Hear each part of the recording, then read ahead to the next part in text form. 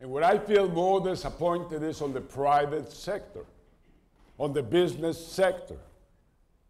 I was in London about 3 weeks ago. They were eager to learn what would I suggest to be done in Europe. They're eager to invite people to bring in messages of what has to be done. They're waiting for the politicians to take the decision. It's incredible that the private sector is sitting on the back seat and not on the pilot's seat. And the message is, we have to be there when you construct nations, where you build the scenarios, where you, the private sector, where you investors are going to create wealth, are going to create jobs.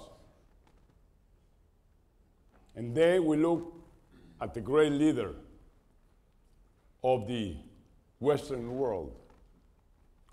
This nation that after World War became the undisputable leader of the Western world, that had the energy, the values, the courage to lead the world through decades, building up economies, building up trading blocks and agreements. And now the leader, same as Europe, this nation seems to have touched ceiling. That the roof is not letting this nation to see beyond, and it's losing its leadership.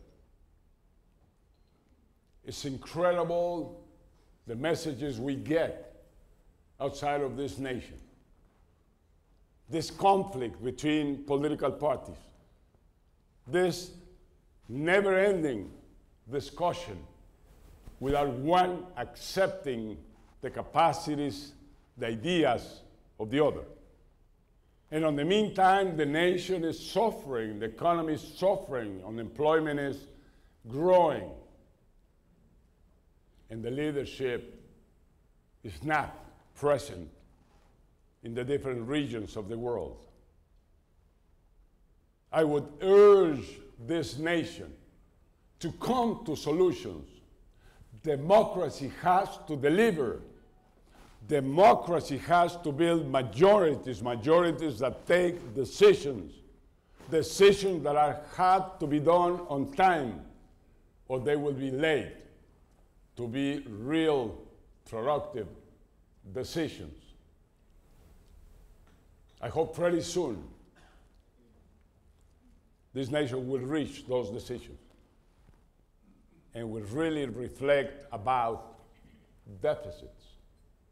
We learn in Latin America that you cannot survive on the long term if you have large deficits in your economy. We learn in Latin America that you cannot indebt yourselves over and beyond what this generation can pay back, because otherwise the burden will be on the next generation. All of that we learn in Latin America. And we learn to work with much more effective governments and democracy that deliver. If you see the figures and the facts, in the last 10 years, right before this latest crisis, Latin America was growing at a 6% a year rate as a region, all of us together. And in those 10 years, we were able to reduce poverty by 18%, and to reduce poverty in the case of Mexico by 33%. So now we have 33% more middle class that consumes, and that helps the economy to grow. Latin America will be one of the regions to keep an eye on this 21st century. After we got rid of dictators, now we're on the path for growth, for reduction of poverty, for the creation of human capital. I know we're late. I know why we have so many people migrating into this great nation. But you will see this happening on this 21st century. And maybe now the question would be where this nation is going to get the energy, the youth, the quality of labor to respond to the growing elderly population, to respond to the needs of the retirement plans and the funds needed to sustain pension plans. Who is going to nourish the elderly? Who is going to be around to keep this economy growing and competitive? And that's only one way to go. We have to reawaken NAFTA. We have to really commit with the partnership we created 14 years ago. It's been a great partnership. It has generated the largest trade balance in the world. We trade between United States, Canada, and Mexico more than all of Latin America does together. And maybe you don't know that Mexico buys imports from this nation over 250 billion US dollars worth of goods, products, and services. And that's more of what Italy, France, Britain, and Germany do together. We are an accountable partner of this nation. We're part of your success. If we keep looking at the future together, we're going to build that future and compete against the East. We have that capacity when we work together.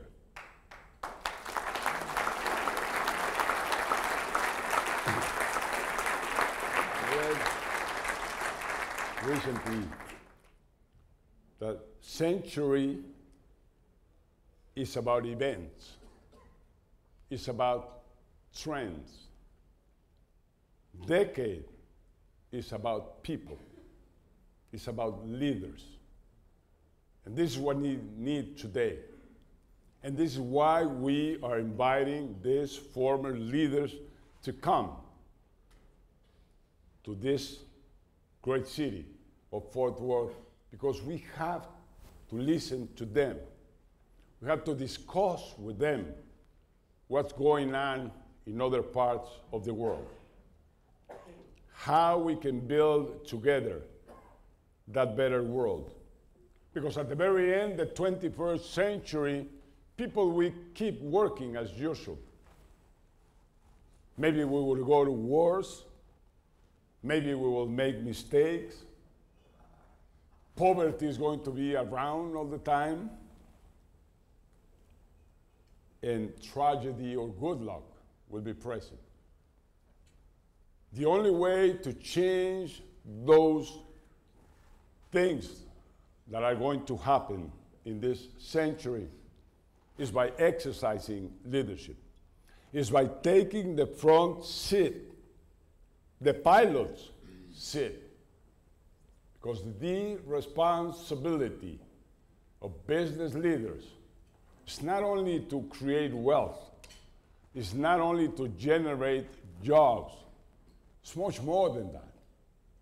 We're obliged to construct the scenarios where we're going to invest and where we are going to create that wealth.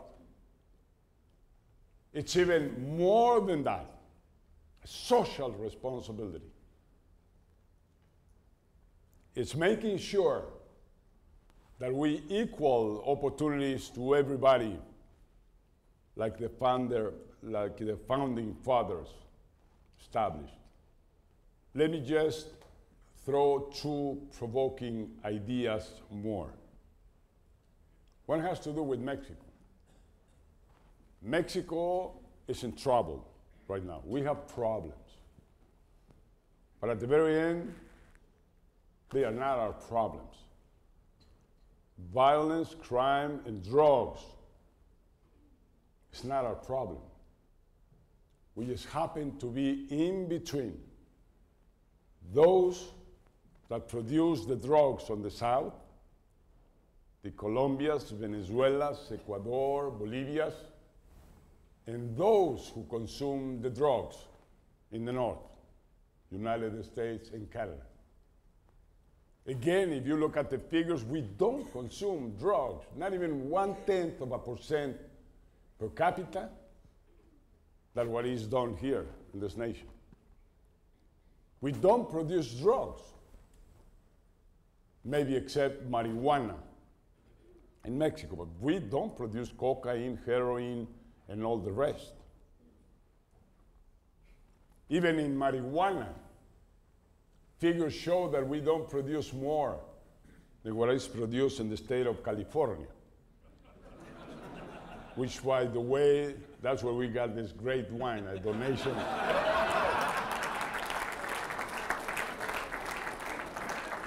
A donation by Mr. Bradsfield, which is a very good friend of Central Fox.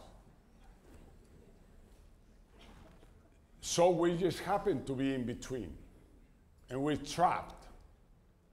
We have to get out of that trap which is destroying our future and destroying our nation.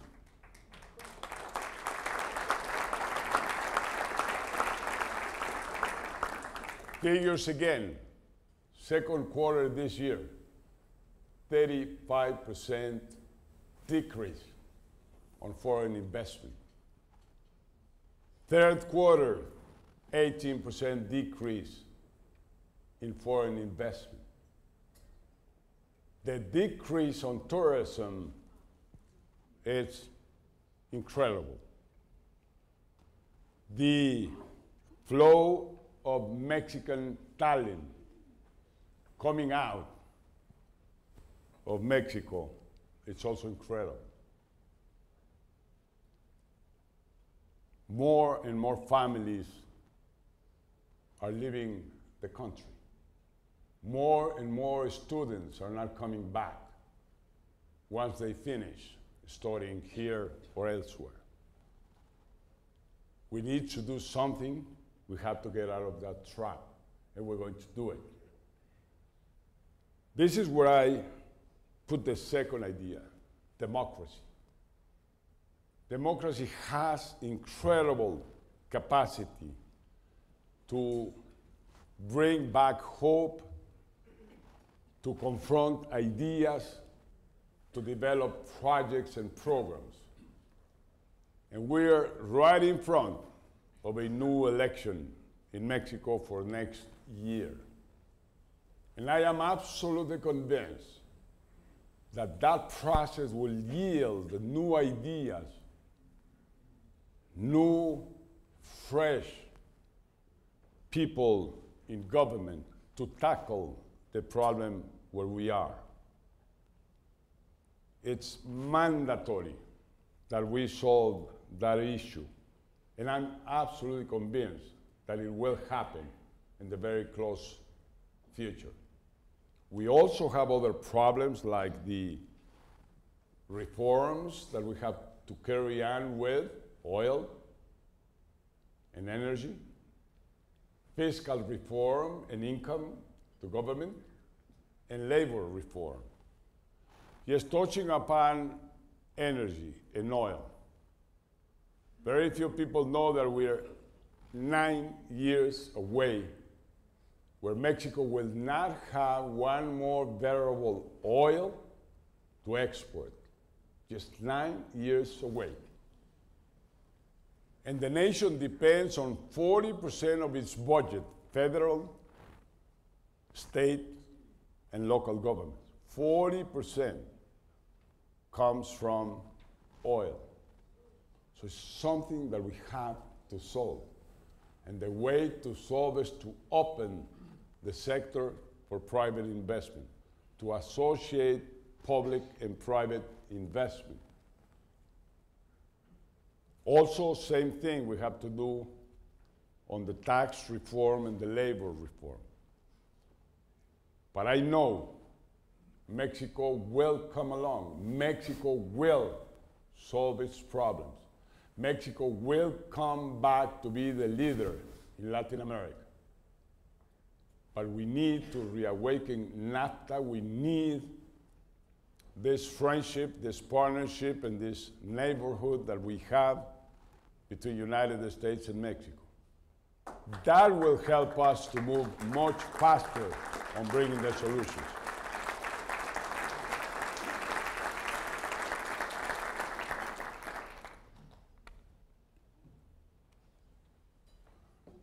President Nixon,